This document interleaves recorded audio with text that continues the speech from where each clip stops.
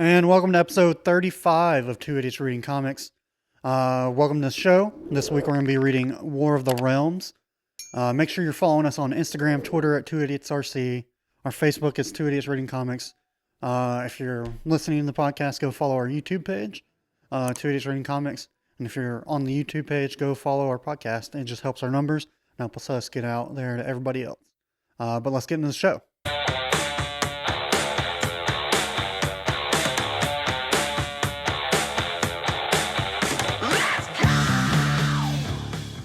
And welcome to the show, episode 35 of Two Idiots Reading Comics. This week we're reading War of the Realms. Davis? Yes. For those of you that don't realize we break the fourth wall all the time, for us it is Super Bowl weekend. Yes, right. Like the second weekend of February. This is the first weekend of February. Yes, because it was on a Monday. Yeah. Well, we officially hit that time of year where instead of it being blazing hot in your garage, it's fucking cold as hell. It's actually gotten cold. Yeah. Though I'm wearing shorts, but either way, it's different in here. I've only brought 2 sweatshirts for our 5 episodes that we're recording today, and I'm dreading the 2 I'm gonna not wear one. God. But yeah. So, welcome to our struggle of being podcasters. Yeah. Out of a garage Yeah. in bumfuck Alabama. But either way. You live here, not me. Yeah. But this week, War of the Realms. Yes. Yeah. We chose this. I think last episode we said we didn't know what we were reading. Correct. We chose this just because our continuation is with Venom. And the next 2 volumes were tie-ins with events. And so we just chose this Marvel book this month to be the event, which is War of the Realms. Yeah. And next month will be Absolute Carnage. Yeah. So, turns out when you do crossovers, kind of have to read everything for it to make sense. Yes. That's something we've griped about before on here is that the way Marvel and DC do it is they don't stop anything else. No. And then they also don't explain and tie in many comics as they can to make you buy them all. Right. But as we'll talk about in the Venom this month is... I can tell you right now, that's going to be a complain about crossovers episode. Yeah, it'll be very interesting to see where that goes. Yeah. But stick around. That'll be in 2 more weeks. But this week, like you said, we'll get some credits out of the way. Writer is Jason Aaron. Artist Russell Determin. Yep. Color artist Matthew Wilson. Letterer VC's Joe Sabino. Mm-hmm. Cover art Arthur Adams and Matthew Wilson. Logo and Realms symbols Patrick McGrath. Associate editor Sarah Brunstad. Editor Will Moss. Executive editor Tom Brevoort. Brevoort? Sure. I didn't write it down. We'll go that way. This was came out in 2019. Yeah. And I think this was the last thing before Donny Cates took over Thor, if I'm not mistaken. That's where I kind of at the end of this you can see the if you've read the Donny Cates Thor, it starts with him being King of Asgard. Yeah, the All-Father now. The end of this is Odin. Yep. Calling him All-Father. Yeah. Now, Odin finally gives over power. I thought Odin and Freya died. I thought at the beginning of Donny Cates Thor, I thought he said they were dead. So maybe I was wrong. I thought that was the case. I thought that's how Thor became All-Father. Yeah. So maybe there was something that happened just a little bit after War of the Realms that maybe he's been All-Father for a little while, then something happened to Odin and Freya. Yeah, I don't know. And now that's where Donny Cates picked up. Yeah. But I didn't even know this event happened. Again, we have, the 2 of us haven't been into comics as much like we were in college, but kind of figured a big event like this would have been. I remember hearing something about it, but it wasn't didn't cross my path of me just trying to vaguely keep up with comics. True. But I guess we can go over the premise without hitting everything. Malekith, he's king of the Dark Elves. Yep, he was the bad guy in Yep. Thor: Dark World. Correct, which was I kind of felt like that movie was this event tried to do what that movie did, or tried to do better than what that movie did. I think Because in the movie, Malekith is trying to bring all the realms together to have a war. I think he was just invading Midgard. He wanted the whatever the red stone was. Well, he already had the redstone, and then he was going We to had to bring. go to Then that. all the realms were to line Yeah. up, and then And then he was going just coming to fight Thor and stuff. I don't know. That movie was. I haven't seen it in forever. Yeah. But either way, so Malekith invades Midgard, but in doing so, he brings with him his own demons, trolls, Well, those are dark all angels. different realms. Right. But that's his like army. the Frost Giants, or Yeah. he united like all the bad realms Yeah. against the peaceful realms. Yeah, because there's 10 realms. Yeah. Of course, I didn't write all 10 down, but Wasn't a need to. huh? Wasn't a need to. Not really. And you should have read along. Right. So. But I enjoyed it. I mean, you start off with the Dark Elves trying to kill Odin. Yeah. On his throne Mm. in a destroyed Asgard. Yeah. And then Yeah, they hit Midgard last for some reason. do what? They hit Midgard last for some Yeah, reason. I read in there it was like something about the will of man that he wanted to punish the gods for Protecting us. protecting the humans because they're so feeble, and it was something about wanting to leave them for the end to show the gods that they can't protect their favorite creatures. Because we're the only out of the 10 realms, we're the shittiest group of all, apparently. It's like every comic says that, and like every alien story is always like, God, these people can barely function, and it's like, but every story has us triumphing over right. it, Like so, whatever. I mean, our heroes come together and of course win. Yeah. But we were really crummy and awful to begin with.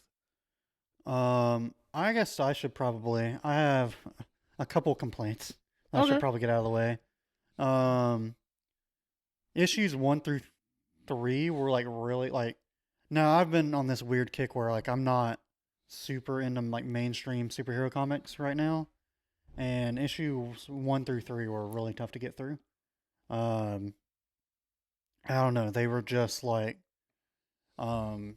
Originally we were gonna record these last weekend. Something came up and we couldn't. But I had already read issues 1 and 2. Yeah. And I was like, well, since I've already started that one, I'll go ahead and finish it because it'll most likely happen next week. Yeah. And it took me till Thursday to start reading it again. So It was like overall, this was a really good story. I really enjoyed it. But like you're saying, the first couple of issues didn't seem to be going anywhere. No. I would have really hated to have read this issue by issue. Yeah, for sure. Read one issue, waited a month for the next issue, then another month. Like if that we were would, doing it I probably wouldn't have I would have kept probably going. stopped reading. Yeah. But once you got to issue 4, Issue 4 and on was really good. I mean, you actually got the battles. They started to bring, because the whole time they talk about 10 realms this, 10 realms this, but there's only like 5 realms that keep being shown. Yeah. And when they finally get to the point of, hey, there's these other 4 realms that Malekith had destroyed long ago, then you go, oh, all right, they're finally bringing in the rest of this War of the Realms arc that just seemed to. And I understand you have to have the bad guy start out on top and like winning everything. But he 3 issues are worth of just, all right, well, he's fucking up New York now. Oh, now he's over in London. Now they're over here. It's like, all right, like get on with it. Yeah, but, I mean, it took 3 issues just to, and then at the end of the 3rd issue, they go, oh yeah, now the world is controlled by each they continent give you a map or is whatever. a different realm now, or controlled by a different realm. But why the frick? To me, why would, if you have your own realm and can control your own worlds, why the fuck would you want to come to Earth and control one little continent? Well, that was the thing. Yeah, they talked about it with the King of the Frost Giants a little bit. He was like, this This isn't like I'm not part of Malekith's army. Well, right. I I get eventually plan to him. stab him in the back and just take over all of Midgard. All right. Okay. That makes a little more Yeah. sense. Because at least he had another motive to Mm-hmm. try to fuck something up Yeah. other than just be a bitch boy the whole time. Yeah. I don't know. But my other complaint, which I told you about yesterday when I got here, some of this dialogue was cringy. It was. And your favorite worst dialogue part? When issue 1, Captain America said, I think it was like Avengers Assemble, and then said something about you can get these hands. Yeah. And I was like, this guy was from the 50s. Like, there's no way he should be saying that shit. No. And I legitimately almost called you when I read that the first time and was like, all right, we're not doing this shit. Yeah. But there was also some other examples in there. I was just like, what are we doing here, man? But I get all the characters had to do their own things. Mm-hmm. Like I know this was a big bring everybody together. But what I noticed is for some reason they kept showcasing Spider-Man. Or Spider-Man kept being the thing, yeah. but they were giving him the funny moments, which that's what he does I get, sometimes. but they tried to push it too much to me. Like anytime they like Spider-Man, it would always be a joke, a quip, or something that just sometimes didn't have to be there. Yeah, forcing comedy. Yeah, I got you. And how many times can we say Wolverine was dead or drunk? Yeah, and obviously I didn't know the backstory to that whole Wolverine thing, but did we have to get everybody's reaction to Wolverine being alive? Yeah, Punisher, Spider-Man, Iron Fist, Luke Cage. I mean, I'd tell you one thing I did like, the whole story arc of Daredevil becoming the all-seeing that was guy. interesting. Now, one thing I didn't like, was not a fan of how they drew Daredevil. I was going to say that. He seemed kind of pudgy in the face. I don't know what it was. The artistry seemed to change frequently throughout this. I like the colors though. Colors oh yeah, awesome. the whole rainbow, like because I mean the Rainbow Bridge, whatever. The Bifrost. Bifrost is the original. The Asgardian one is a rainbow, and so it seemed like all the good guys were in that color palette. Yeah. And then of course the bad guys were in the dark reds and blacks and blues. But yeah, the whole Daredevil looked like a kid just drew a circle through some eyes. Yeah. But I didn't like how they did when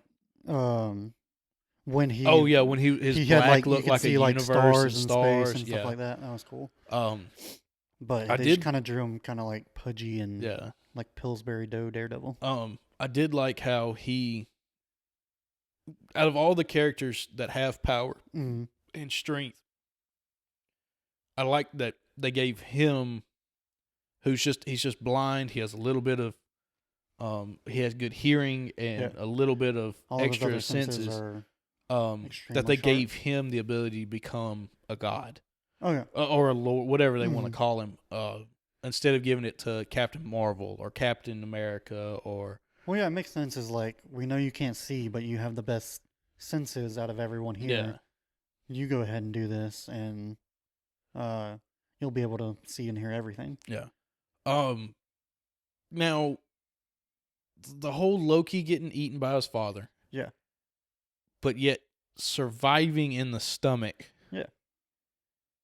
Like, I guess because he's a god, he just can't be digested. I mean, they show him when his father chomps him. He chomps him in half, and there's blood splurts everywhere. Honestly, I forgot about that. Yeah. I read issue 1 earlier. I just thought it was funny that is a classic Greek mythology. Yeah, that's how Zeus was. The Titans ate everyone but Zeus or whatever, and then they all survived. And I was like, I thought it was funny that they were doing a Norse mythology version of it. My favorite was bringing back Mjolnir. Oh yes, that was like the main point of this whole thing. Before this, Jane Foster had been Thor, and this was also when they were doing the Unworthy Thor title. Yeah. And so the whole point of this was for Thor to become worthy again. Yeah, because he had in the beginning he talks about having He had like a multiple hammers, Yeah. but they weren't Mjolnir. yeah. They were just forged hammers by the dwarves and just chunking them into space. Why was he chunking them into space again? Oh, he was trying to get back to Asgard because he was on Earth on his boat. Yeah. But yeah, his sacrifice and being pinned to the tree of life That was on his sun. That was growing wild. out of the sun. That's when I started being like, okay, we might have something here. I like the fact that Thor was like, all right, I have to ask you, Daredevil, 2 favors. One, throw this axe as hard as you can to pin me to the tree. Yeah. And 2, ignore my screams of terror. Yeah, or because of that's pain what and he was shit. talking about. It was like, I thought it was bad when I was in New York City and I heard people scream. Yeah. You knew Daredevil was going to be there. But now I'm a god and I can hear the entire world scream. Yeah. That was a big thing in this was screaming and the suffering. Uh-huh. And I guess it all ties back to Thor sacrificing his eye. Mm-hmm. And then sacrificing his last shard of Mjolnir to get the answer of how to beat Malekith, which was to bring Mjolnir multiple back. Thors back together. And in essence, it ended up reforging Mjolnir out of the Tree of Life.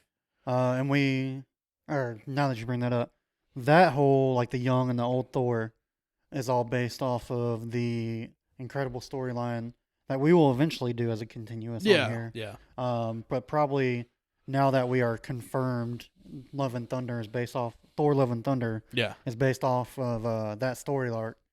Probably gonna wait closer to when that movie comes out. It was just because I've read like that first volume because it's like it seems like it's a 2-volume story arc. And I just thought it was cool that he brought young and old Thor back. So we've made this comment before on multiple issues that we've read. Yeah. This was again third party narrated. It seemed. Yeah. But when it kind of all gets to the end and Thor comes off of the tree of life, we jump forward in time a millennia. Yeah, to go get old Thor. To get old Thor, and it's the storybook of what's happening. His granddaughters reading out of the storybook. Yeah. And I thought that was pretty cool. It was clever. Yeah. But it kind of also seemed like why? Like, why did we have to? I think that's just like the great reveal, or it was supposed to be like the big reveal that, oh, we're getting the old Thor from the Gore the God Killer. Story arc. And then it's like, oh, he had to go get the old Thor, which means you're going to go get the young Thor. True. Which is like one of his most famous storylines. You had never read it before, and so you were just kind of like, all right, he just went in the future. Yeah, it's really cool. Yeah. And the way that they drew old Thor looked kind of like Odin, but still had all the scars, the missing eyes, the missing arm. Oh yeah. Everything looked really good, just kind of aged and stuff. But that's, I mean, what else? I mean, we're obviously not bringing up the whole Venom fact because we have a whole nother episode today that we have to record about Venom. But I did think it was cool how Malekith knew who Null was. Yes. And all that. Obviously, giving a toss-up to Donny Cates to go do his multiple events that involve Venom. And I guess, I mean, we'll talk about this more in Venom, but the whole, we're going to abuse Venom in War of the Realms where Malekith is using the symbiote and a sword and some other stuff and to kind of take over his Dark Elves, yet we're not going to talk about it very much in the issue. Like, like it's just, like if you don't look at the art and look at what's happening, like you had to be, you miss it. Like, you had to be reading Venom to realize, oh, something's happening. Yeah, Eddie Brock is not in that symbiote right now. And like for some reason, somehow, the symbiote's just running around by itself. And we talked about it last month. at the end of Venom Volume, Donny Cates Venom Volume 2, he walks off. the symbiote walks off. Yeah. Because Flash finds out that Eddie. Eddie finds out that Flash the symbiote would much rather be with Flash that's dead. And like he was like made Eddie think he was sick, and that the symbiote was the only thing keeping him alive and stuff like that. So. But I guess that's a big critique about these big events is you bring all these characters in, yet you've got so many characters you can't tie. Yeah, you can't tie them all together, and you end up missing. That's a big to me. And I understand it's a money thing. You can't just stop every book, but to me, if it was me writing comic books, I would pause everything. Here's this event, and then you restart every book, and then you can have like an issue of here's how this event affected this person and that. But yeah, other than just like the very corny dialogue and then the very slow start, I thought it was a pretty good book. Once it got to the meat of everything, this is up there with a great story arc of that I really loved and everything. And this wasn't afraid to reach down and use some not A-list characters like Luke Cage, Iron Fist, Blade was in it, which was awesome. Punisher was in it. Yeah, they had the newer Ghost Rider. Yes, the boy with the Charger. Yeah. I did like She-Hulk was in it. She-Hulk. Now, She-Hulk I thought she was like different. Competent at all times. I don't know. I haven't read a whole bunch of She-Hulk. What I've heard is like She-Hulk apparently went through another gamma radiation in a fight, and it made her Hulkish instead of where she was competent. And that's also I think where she got that power where she was trying to destroy the dark Bifrost, and she was like gaining the energy where she could release it. It also had the Black Knight, which is like Z-list character. Yeah, but apparently the sword was. The only reason I know the Black Knight is because as we were reading this, getting ready for this episode, this past week on things I read, I picked up King in Black, Black Knight #1. Oh, okay. Apparently the Black Knight's whole thing is it was a sword created by, which is disproven in, or no, it talks about it in the issue Black Knight, King in Black type thing. But the whole backstory is that Merlin created a sword, but it had to be held by the most pure of heart man because it'll convince you that you need to basically go murder everybody. Oh, wow. And so his family lineage is that they're all pure of heart, and they're the only ones that can resist just going on a murdering spree. Shit. With that sword, but it's a super powerful sword. So when Malekith picks it up, it just boosts his abilities because he's a dark elf. And then turns it to fire in this King of Black and shoves it through the symbiote. And spoilers in this King of Black episode, we find out Null tells the Black Knight Merlin was lying. That was apparently Null had some part in creating that sword. I was wondering because the way Malekith talked about it and the way he used it against Null, the symbiote, so easily, it kind of led to like there's something with Malekith knowing what the symbiote Null was. It kind of led to and knowing what that something sword was. else. Yeah, it's like something else was going on with that sword. He's like he even calls it which we were going to talk about in Venom, but he's like, oh, the elder god, or like the eldest god Null, because he was there before the elder gods got there.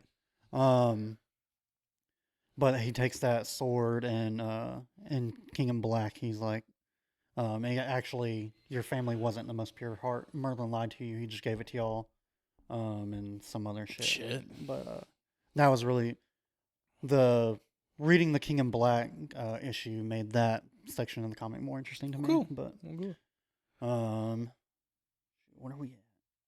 Oh, we hit 25 minutes without even trying. Damn. We are good at this shit now. But yeah, that was we are actually like this month of March, the books we picked we actually had some really good ones. And so Yeah.